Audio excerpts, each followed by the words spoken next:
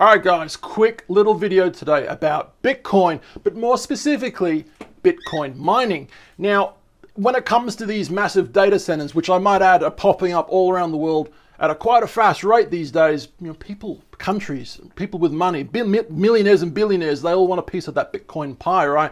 But to power these, these massive data centers, it consumes so much electricity, all right? So how about getting electricity free so you can make unlimited Bitcoin? That is a great question. How about getting Bitcoin from a freaking volcano, right? This is a serious thing, and it's actually being done right now in El Salvador. The president of El Salvador announces Volcano-powered crypto mining operation has currently generated $269 in Bitcoin. Now look, I laugh, but I shouldn't, because they're just going to make more and more money as time goes on, but they've just kind of opened their thing up for the first time, right? Let's read on this. A volcano-powered Bitcoin situation. This is real, and the president basically tweeted a video. I'm going to show you the video in a second, but weeks ago, El Salvador became the first country in the world to declare Bitcoin a form of legal tender. That's interesting, unlike China, which is not doing anything right by Bitcoin, spending $225 million and increasing its government stockpile to 550 Bitcoins as part of a rollout designed to cement the country as a world leader in cryptocurrency. Now on Friday, this is the thing I'm going to show you in a second, right? On Friday, the president and right-wing populist, I can't pronounce his name. He tweeted, can you pronounce his name? Let me know. He tweeted that the Bitcoin mining operation run by the state-owned energy company has generated a plum total of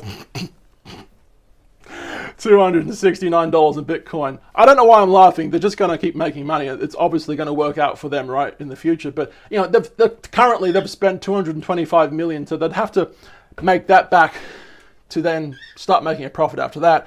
It's going to take a while. It's going to take a while. Let's just say it for what it is, all right? But anyway, he tweeted early Friday morning that the government was still testing and installing, but what he called the Volcanode. Volcanode? How do you pronounce that one? Volcanode. Anyway, this is the actual Twitter account for the president from that amazing country. Let's watch it right now, quickly. So yeah, it's using geothermal plants. I was going to move my head for a second there, but I don't know. Basically, if you're a country who is hovering over a volcano, then there's all this heat energy that's potentially going to waste. So you could tap into that. And obviously, you'd need steam to power the generators, right? Now, I remember hearing somewhere about this before with geothermal. When they started doing geothermal years ago, they thought that those hot springs would be everlasting.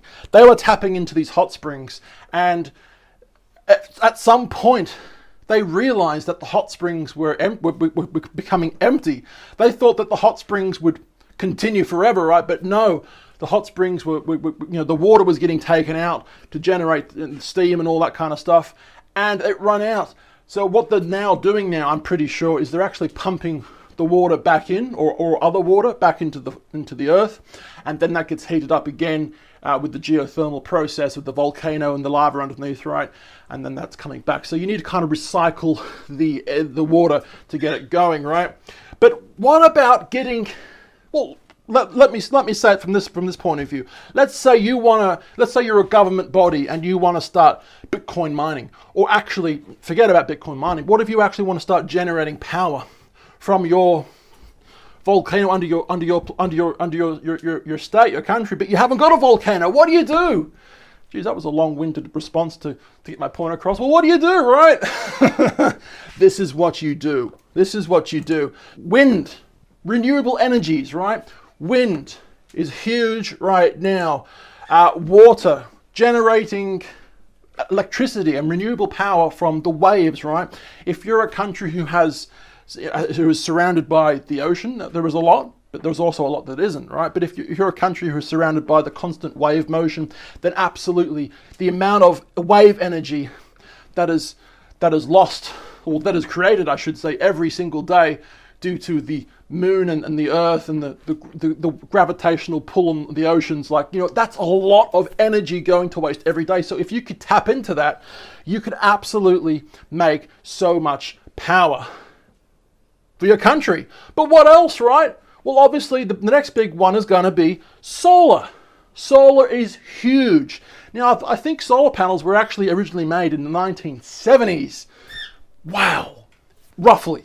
All right. Could have been 80s. No, it wasn't the 80s. I'm pretty sure it was the 70s. Check it out. Hopefully I'm right. Hopefully I'm right. But of course, as the years go on, right, solar gets more energy efficient. All right.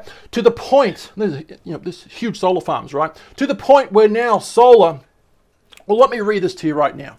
Solar cell efficiency is at the rate at which a solar panel transfers the sunlight via photovoltaic into electricity. So basically, the average cell efficiency of a solar panel is between 15 and 22%. Now, currently, there's two companies, solar panel companies, that have just released their newest panels that are 25% efficient. So obviously, the more efficient these solar panels get, the more electricity they're actually generating from the sun that hits them, right?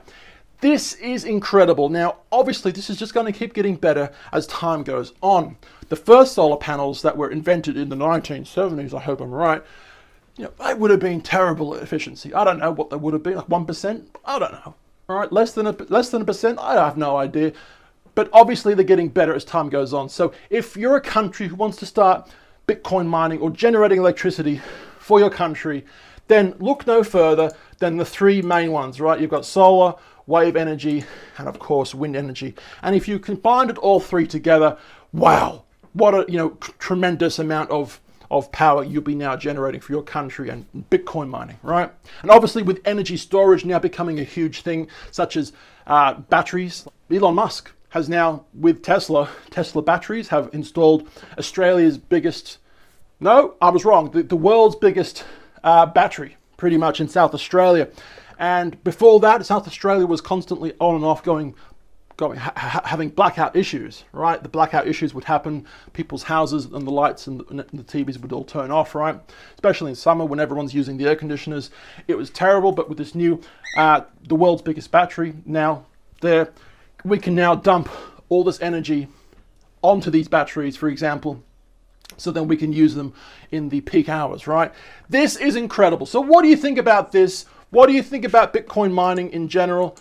Look, let me know in the comments down below. We're on two different channels, Channel 2 and of course Channel 1. Instagram, Facebook, YouTube, at Tallboy Gareth. I've been tall. My name's Gareth. If you guys have some spare Bitcoins that you want to throw my way, let me know. I love yous. Bye-bye.